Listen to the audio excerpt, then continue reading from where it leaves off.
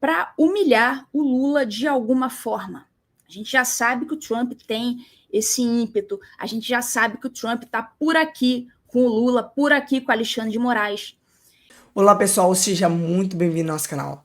Acaba de chegar uma nova informação, uma nova notícia lá dos Estados Unidos que está pegando fogo, está bombástico. Você precisa assistir esse vídeo até o final. Vocês que estão chegando agora, já se inscreve no nosso canal, já ativa o sininho para não perder a notificação. Já deixa seu like também, que ajuda nós demais aqui no nosso conteúdo. Já deixa seu comentário, o que tá achando do vídeo, de que cidade você é, pra gente saber aonde está chegando o nosso vídeo. Eu também comento todos os comentários e deixo o like também. E sem mais enrolação, vamos para o vídeo, vamos para o conteúdo. O Brasil inteiro está dando atenção para isso aqui. Então vamos para o conteúdo que está bombástico, está pegando fogo. Falar da Assembleia Geral da ONU, que é o evento mais importante da diplomacia mundial. Deixa eu colocar aqui o print. Há uma semana da Assembleia da ONU, parte da delegação brasileira ainda aguarda visto dos Estados Unidos. Então, olha só, o Trump me parece que está realmente com essa ideia de querer humilhar o Lula e a equipe do Lula, a comitiva do Lula. Então, faltando uma semana para o evento, essa matéria aqui tem uns dias já, faltando uma semana para o evento, a comitiva ainda não tinha recebido todos os vistos necessários. Vejam o caso do Alexandre Padilha, que inclusive já desistiu de vir. Vocês estão sabendo, Alexandre, vocês sabem quem é Alexandre Padilha, né? O Alexandre Padilha já desistiu de vir, que vai ser muita humilhação para ele. Mas vamos falar já do caso dele. Olha aí, a tensão em torno do tema se intensificou após o Donald Trump indicar que poderia restringir a concessão de vistos a autoridades brasileiras que pretendem participar da Assembleia. Ao ser questionado sobre a possibilidade de barrar delegações estrangeiras, incluindo a do Brasil, o republicano afirmou que está conversando com integrantes do seu governo e declarou que as coisas no Brasil estão indo muito mal. Então, está mais do que claro que essas restrições de visto, ele está aplicando isso como uma medida retaliatória contra o Brasil em resposta a essa ditadura que está acontecendo no Brasil, essa dobradinha STF-Lula. Aí agora olha isso aqui. Saiu na Folha. Estados Unidos restringem circulação de Padilha, sabe, Alexandre Padilha, em Nova York a 5 quarteirões. Então, vocês lembram que eles tiraram o visto do Padilha e da família do Padilha. Isso aí vocês estão lembrados. Vocês sabem quem é o Padilha, né? A gente falou aqui dele. Ele foi aquele idealizador dos mais médicos. Então, ele é uma pessoa que é considerada aqui pelos Estados Unidos, ele é considerado um violador de direitos humanos, porque todo mundo sabe o que foi o Mais Médicos. Foi aquela exploração dos cubanos para injetar dinheiro brasileiro em Cuba. Foi isso que aconteceu. Então, aquilo ali foi uma baita violação de direitos humanos. Um dos idealizadores foi o Alexandre Padilha. E como o meu amigo, o Paulo Figueiredo, falou, os Estados Unidos têm boa memória. Então, na época que saiu a restrição de visto do Padilha e da família do Padilha, o Paulo Figueiredo tinha falado pouco antes, olha, vocês vão ver essa semana que os Estados Unidos têm boa memória. E aí não deu outra. O Marco Rubio, ele tem essa ascendência cubana, então ali, para ele, deve ter sido uma satisfação pessoal para o Marco Rubio aplicar essa sanção no Padilha e na família dele, porque, né, o Alexandre Padilha acabou prejudicando, né, violando direitos humanos de milhares e milhares de cubanos. Então, deve ter sido uma satisfação pessoal para o Marco Rubio. Só que o Alexandre Padilha, ele está na comitiva do Lula, e tem ali um acordo, digamos assim, entre os países que fazem parte da ONU, tal, para concessão de vistos a essas comitivas desses países, tal. Então, o que os Estados Unidos fizeram? Eles falaram, bom, a gente cortou o visto do Padilha, mas como ele está na comitiva do Lula, a gente vai ser muito legal. Então, nós vamos deixar ele vir, só que ele vai ter que ficar nesse quadradinho aqui. Quer dizer, ele não vai nem poder Ele não poderia nem circular pela ilha de Manhattan. Ele teria que ficar ali circunscrito aquelas 5 quadras ali, né, no entorno do prédio onde vai acontecer a Assembleia Geral da ONU. Então, o que aconteceu? Ele acabou desistindo de vir. Acho que seria muito humilhante. Eu até achei que ele viria mesmo assim, mas parece que ele desistiu de vir. Ó, Padilha desiste de ir a Nova York após restrições do Trump. Acho que realmente seria muito humilhante. E o Lewandowski, que teve também o visto cortado para os Estados Unidos, ele foi autorizado excepcionalmente a vir a este evento. Então, parece que, em relação ao Lewandowski, não tem essa mesma restrição, né, geográfica que deram para o Padilha. Então, o Lewandowski foi autorizado a vir, mas excepcionalmente, só para esse evento. Então, as coisas continuam bem sinistras, né, entre o governo Trump e o pessoal do Lula. Mas, enfim, o Lula, ele vai abrir o evento, como acontece há anos, né? Porque o Lula é especial. O Brasil, ele sempre abre a Assembleia Geral da ONU. E vocês sabem, é sempre o Brasil que abre. É sempre o Brasil. Há décadas e décadas. Desde 1947, é o Brasil que abre a Assembleia Geral da ONU. Por quê? Porque em 1947, lá na primeira Assembleia Geral da ONU, ninguém queria ser o primeiro a discursar.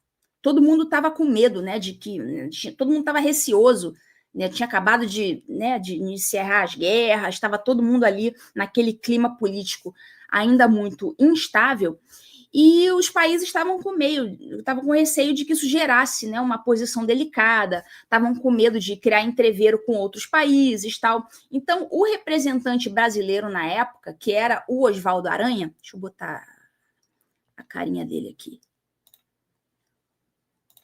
o Oswaldo Aranha, ele era o ministro das Relações Exteriores naquela época, e ele acabou indo lá e, né, matou no peito e fez o primeiro discurso na Assembleia Geral. Então, isso do Brasil ser o primeiro, isso não está escrito em lugar nenhum, né? É uma tradição, não é uma lei, não é nenhuma resolução, é uma tradição não escrita, porém é uma tradição respeitada.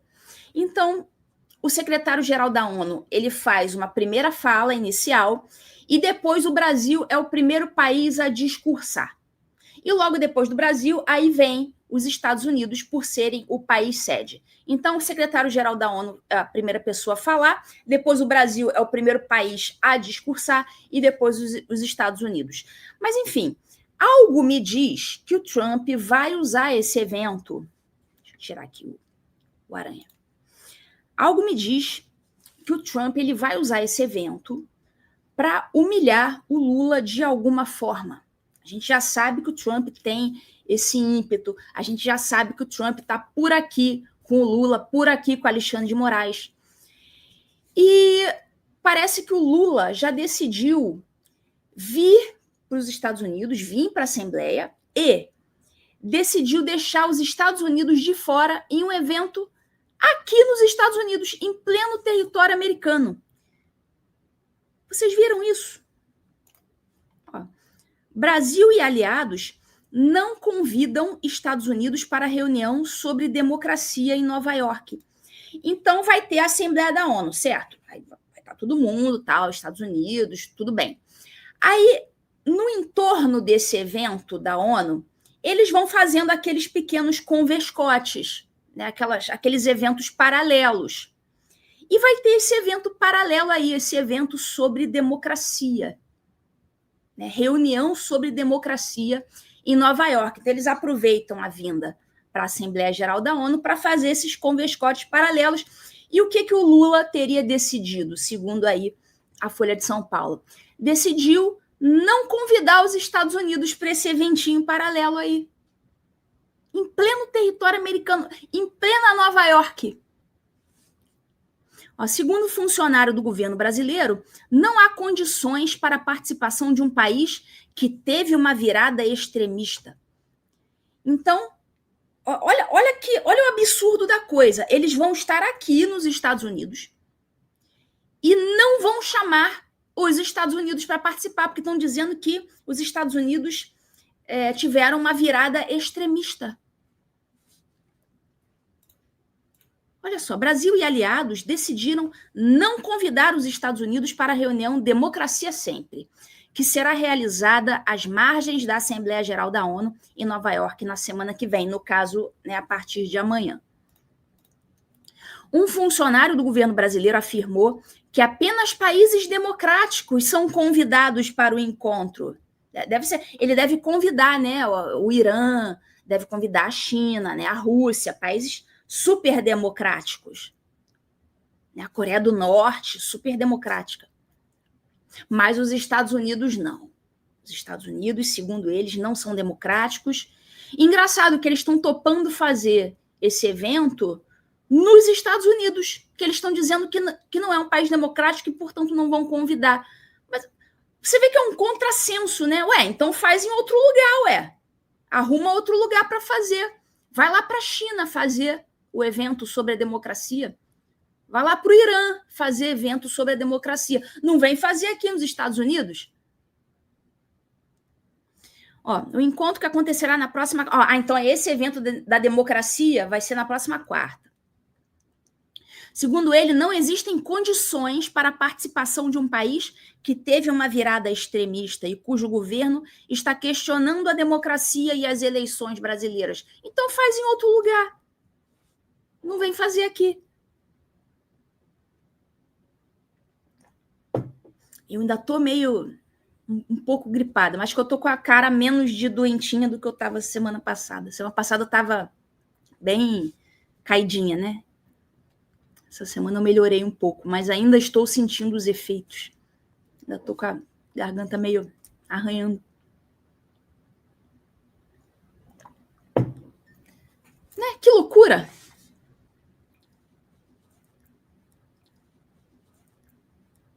E a gente sabe que o Trump, ele é um cara, assim, vingativo.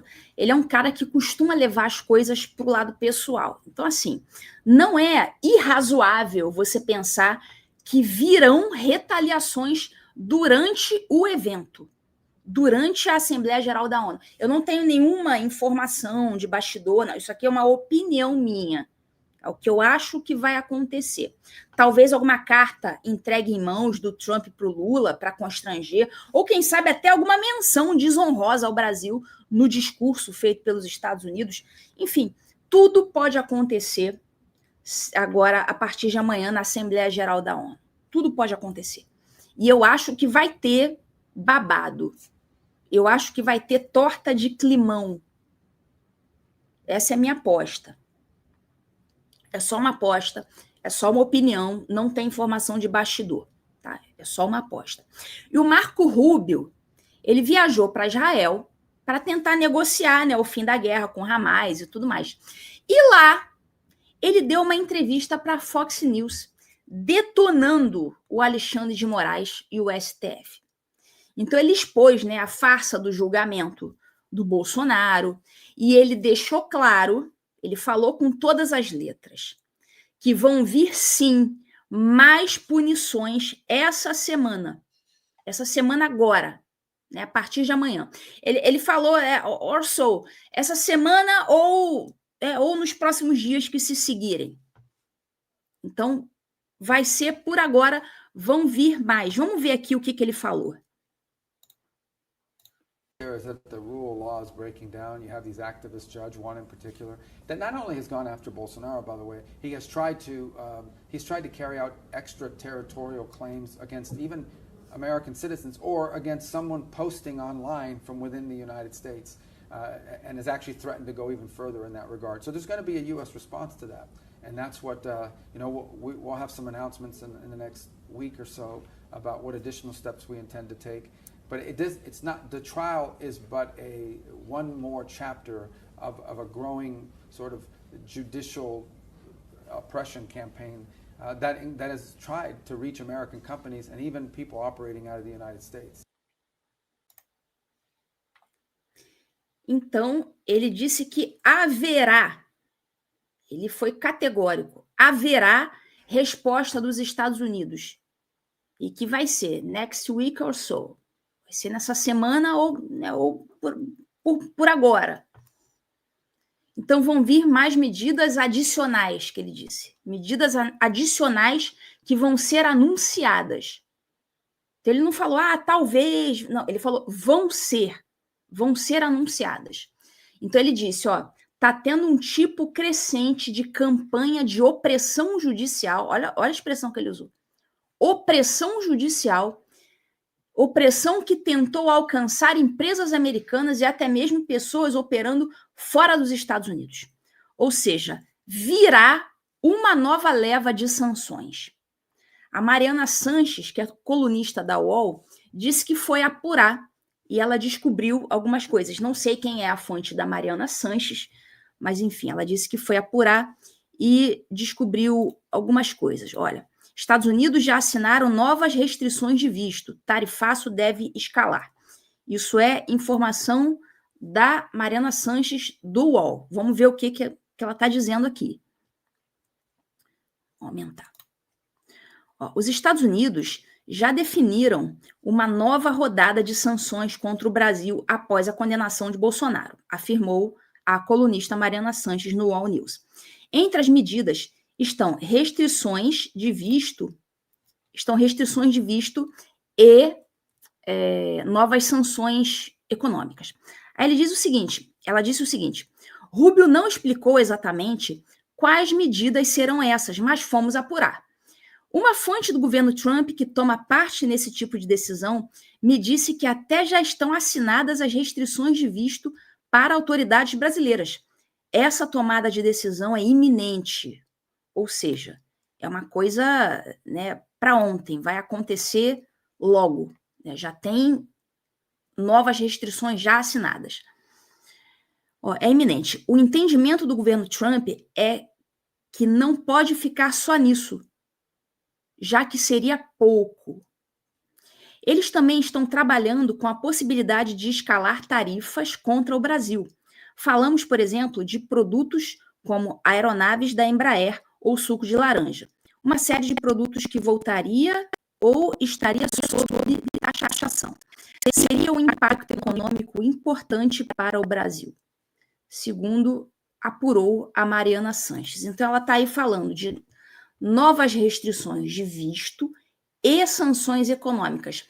Mas eu, Ludmila, estou dizendo, não tenho essa informação de bastidor, tá? Isso aí é uma opinião minha, isso é só uma leitura que eu estou fazendo. Nós sabemos que não é só isso que está na pauta do dia, que está na pauta do Departamento de Estado. Não é só isso. Claro, vem mais visto, podem aplicar novas sanções tarifárias contra o Brasil, isso aí tudo a gente sabe que está rolando, mas a gente sabe também que os escritórios das esposas dos ministros estavam sendo investigados. E também o tal do Instituto Lex, que serve, né, já saiu aí na matéria da Malu Gaspar, todo mundo já sabe que esse Instituto Lex serve para ocultar o patrimônio da família do Alexandre de Moraes. Está tudo lá, apartamento, né, imóveis, está tudo lá nesse Instituto Lex, e a gente sabe que os Estados Unidos já apuraram isso. Então, assim, eu não sei se o Paulo Figueiredo ou o Eduardo Bolsonaro já sabem, acredito que nem eles saibam ainda, e talvez nem a decisão tenha sido tomada. Ou seja, talvez nem mesmo o Marco Rubio saiba exatamente qual vai ser a próxima sanção. Eles estão estudando e tudo mais. A gente sabe que os demais ministros já perderam os vistos, exceto aqueles 3, Fux, Mendonça e Cássio. Os outros já perderam os vistos. Então, em matéria de sanções individuais contra os ministros, tá? Sanção individual, agora só restam as sanções Magnitsky, certo? Eles podem aplicar sanções contra o Brasil, tarifas, etc. Eu estou falando de sanção individual, sanção ali no CPF dos ministros. Como os vistos já foram tirados, sanções individuais agora vão ter que ser sanções financeiras, ou seja, sanções Magnitsky. Vamos aqui para mais uma nova informação acaba de chegar aqui para vocês. Kassab volta a manifestar apoio à anistia e diz que a questão está resolvida. Figura-chave do Centrão, o líder do PSD, respondeu de forma favorável ao ser abordado por Valdemar de Costa Neto, do PL. O presidente nacional do PSD, Gilberto Kassab, manifestou apoio explícito à proposta de anistia a condenados e investigados por envolvimento nos atos de 8 de janeiro. A declaração, segundo o registro do portal Metrópolis, foi feita nesse sábado, durante participação dos Rocas Festival, evento volta ao setor de equilíbrio realizado em Itaú, no interior de São Paulo. Kassab entregou um painel ao logo do presidente do PL, Valdemar Costa Neto, com mediação do deputado estadual Tomi Abduch, republicano ligado à base bolsonarista. Durante o combate, Valdemar cobrou publicamente uma definição do PSD sobre o projeto da anistia que tramita no Congresso Nacional, cuja eventual aprovação pode beneficiar o ex-presidente Jair Bolsonaro, considerado aos 27 anos de prisão pelo Supremo Tribunal Federal, STF. Em resposta, Cannabis afirmou: para mim, essa questão está resolvida. A situação favorável à anistia. A fala foi recebida com aplausos por Valdemar, que tem pressionado pela unificação de partido do centro-direita em torno da pauta. A posição de Kassab deve turbinar a mobilização política em curso por parte de legendas do centrão e da direita institucional em defesa da anistia. A proposta tem aliados em Brasil, com apoio entre lideranças partidárias, sobretudo depois da condenação do STF. No Congresso, deputados e senadores articulam a volta da medida ainda nesse segundo semestre. Então esse foi o vídeo. Se você gostou desse conteúdo, já deixa seu like, já se inscreve, ativa o sininho para não perder a notificação. Todos os dias tem vídeo aqui para vocês. E muito obrigado por chegar até o final. Seu comentário ajuda nós demais também. Comente aí o que você achou do vídeo, de que cidade você é. Eu vou deixar o coraçãozinho no seu comentário. E vou ver e vou comentar também o seu comentário. E até o próximo vídeo.